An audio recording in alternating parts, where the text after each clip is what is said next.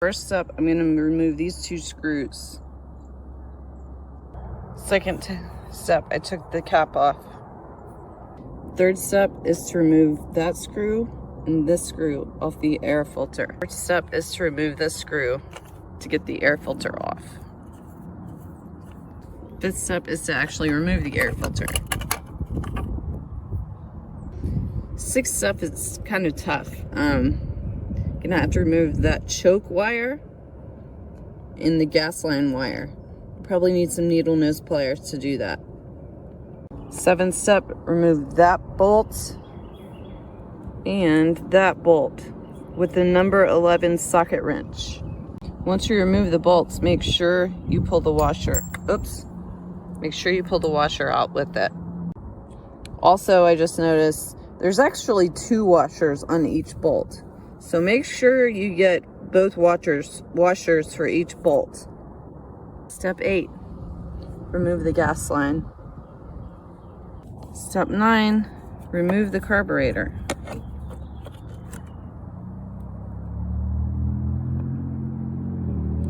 Step 10,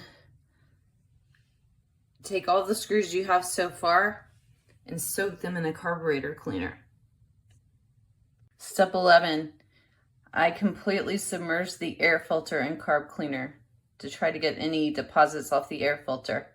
Step 12, using a scouring pad and some paper towels, I'm going to gently clean all of the screws I have so far so I can let them sit aside and dry.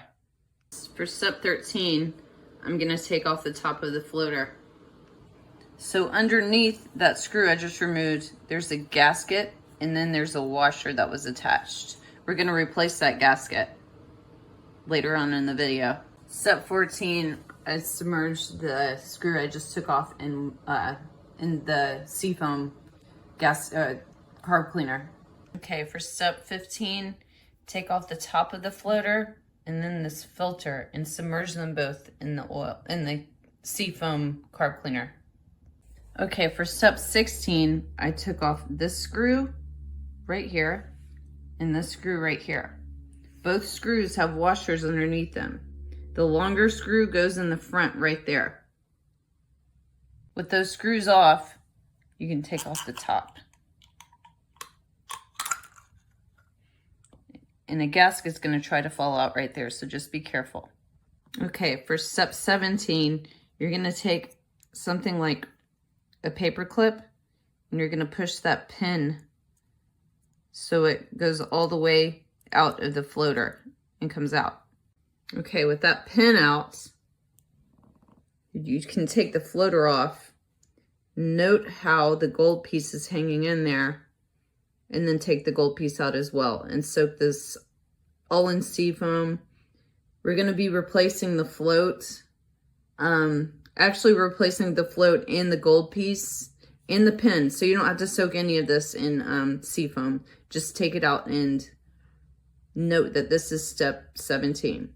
Okay, for step 18, I'm going to remove the gasket, maybe clean up underneath there, and then we'll go to step 19. Okay, for step 19, first off, scooterworks.com, item number 154754, get a carb rebuild kit.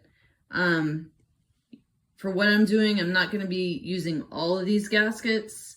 I will be using the floater in a few different things based on what I've taken apart, but definitely won't be using all of it, but I'm going to use all that is definitely required for what I'm doing. Okay, so this is my new floater. So what I'm going to do, this piece goes in there. Actually, you can put this on the floater first. Sorry. This piece goes in right there, and then the whole floater goes in like that, with that, and then you're going to push the pin in once the floater is in position. And this is what it should look like. Okay, for step 21, the next few steps are going to be probably the most important for cleaning your carb, is removing the jets. So first, we're going to remove this jet. This will be step 21. Okay, now we're gonna remove the second jet, that one right there. Okay, step 23, gonna remove that last jet right there. Okay, step 24 now. I have all the jets submerged in carb cleaner, and I'm gonna let those sit for a little while, and then I'm gonna clean everything.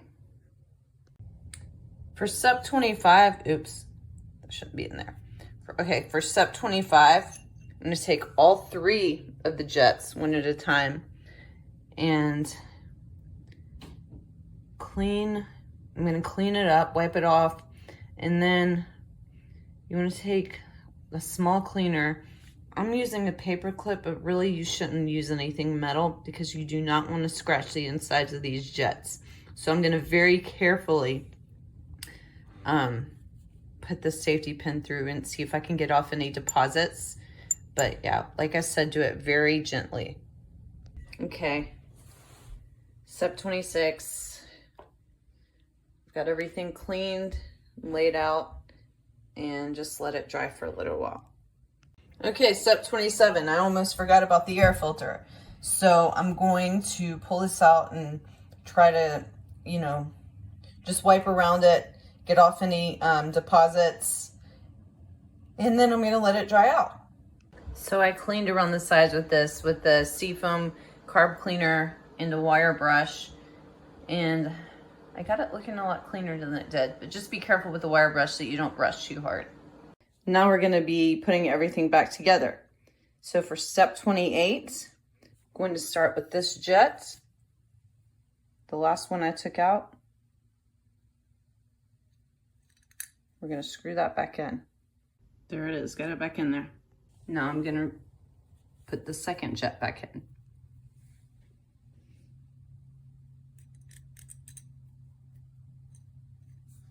There it is, all screwed in. Step 30, now I'm replacing the last jet. I already put it in there, and I'm just gonna screw it in with a screwdriver. All right, got it screwed in tight. Okay, now we're gonna put, for step 31, we're gonna put this piece back in.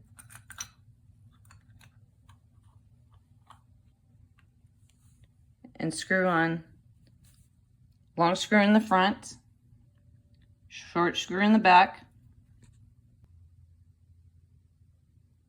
There it is. Now, I'm gonna put this on.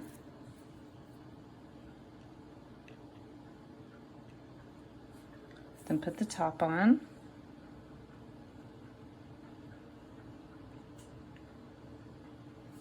Then screw it in. Here's the screw that goes in. So this is a new gasket for my gasket kit. So this gasket goes on first, then the washer. Then it goes back on. Here it is all nice and screwed in. Okay, step 33. Before I go any further, I wanted to kind of clean off the top cover of the carb because, just to get rid of any excess dust. To do this, I set the carb and the air filter away from it because I don't want any dust to get around them. I put the carb upside down just to be extra safe. All right, there it is. You probably can't really notice the difference, but I did get a lot of dust off. All right, step 34. If you look inside the case, you can see a gasket there. I almost missed it, so we're gonna replace that gasket. Okay, this is my least favorite part. That part right there has to go, the gas line has to go into that. So do that, and then I'm gonna screw it in tight. Okay, yeah, that took me the better part of an hour to get that gas pump all the way back on. I clamped it really tight with the screw, make sure no fuel leaks out. Step 36. This step is really important. Before you screw in the carb, you need to take that hook and apply it there because it's not going to go in there if you fasten up the bolts first. And there's that. Okay, step 37, we're gonna replace that bolt and that bolt. Here are the bolts. Make sure the spring washer is on first and the flat washer is on second. Also, when you're putting these in, make sure the washers don't fall off and into the little cracks. If they do, just get a magnet or something and you can pull it right out, but that's kind of annoying. Also, when you're screwing these bolts in, by the way, with a number 11 socket wrench,